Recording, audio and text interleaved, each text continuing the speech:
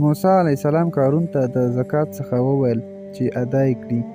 قارون د موسی علیه السلام خبره بده وګڼله. قارون فکر کولو چې ولې اخر دومره روپۍ له خپل مال څخه په زکات کې ورکړي. قارون له زکات څخه د ځان ژغورنې په خاطر یوې ښځې ته روپۍ ورکړې چې پر موسی علیه السلام تور پورې کړه چې له ما سره یې بد چلند کړی دی. ښځه په همدې نیت د موسی علیه السلام پر لور روانه شوه. موسی علیه السلام یو ځای کې خلکو ته نصیحت کولو چې ښځې هم ځان ورو ورو ورساوه. په نصیحت کې د ناستو خلکو څخه یو کس د موسی علیه السلام څخه پوښتنه وکړه: ای موسی، که چېرته کوم کس له یوې ښځې سره زنا وکړي، آیا هغه لپاره سزا شته؟ موسی علیه السلام ځواب ورکړ: که واده کړی سړی وي باید د خلکو په وړاندې په تیږو ویشتلو ووژل شي. سړي بیا وویل: ښه نو دا ښځه څه ویل غواړي؟ ښځه یې ودروله. موسی علیه السلام ترې پوښتنه وکړه: بیبي څه مو ویل؟ تاسې ته څه ستونزه درپېښه شوې؟ ښځې چې کله د موسی علیه السلام په مخ د نبوت نور ولید ویې ویل: زه هیڅ نه وایم، یوازې همدومره مې ویل چې قارون روپۍ راکړي دي چې پر تاسې د بدلمنۍ تور پورې کړم.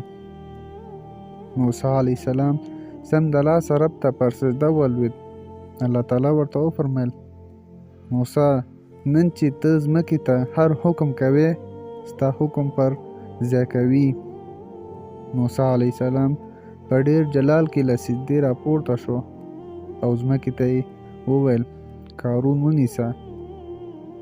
کله چې ځمکې قارون ونیو او تر زنګنونو یې کش کړ، نو موسی علیه السلام ته یې وویل: ای موسی، ما وبخه. موسی علیه السلام ځمکې ته بیا وویل: دی نور هم کش کړئ. ځمکې قارون نور هم کش کړ تر دې چې تر خېټې په ځمکې ننوت. قارون بیا چیغې کړې، ویې ویل: ای موسی، ما وبخه.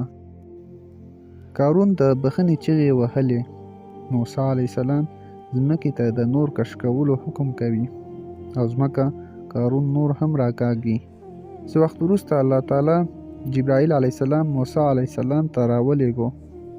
ویې فرمایل: موسی، ستا زړه ډېر سخت نه دی؟ د قارون په دومره منتونو هم نرم نه شو؟ زما دې په خپل عزت قسم وي، که قارون زه یو وارې هم یاد کړی وی نو ما به له ځمکې بیرته راویستلی و. الله اکبر، الحمدلله، څومره مهربانه او رحیم رب لرو. هغه رب چې د قارون بخښلو ته تیار دی، نو موږ خو د هغه د محبوب محمد صلی الله علیه وسلم امتیان یو.